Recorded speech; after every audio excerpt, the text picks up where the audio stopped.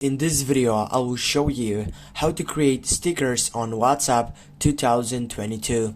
When you take off on a selection like this one, what is the main thing what you need to do simply to get to the full site? You can simply go from your Google Play Store and then right here, and then on the search box you can type for sticker maker or simply Stickerly, which is so much important for you. It is the third selection. Just go install, and right after you get with that installing, first it needs to pend by and get verified by Play Protect, which is so much important for you because you know that session it is on the right point.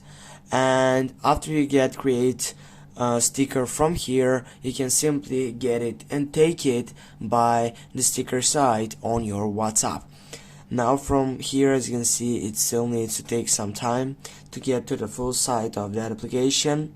And after you got that application, as I said, the most important thing right here, it is to create the sticker without any problems and simply get it to a chat selection with someone.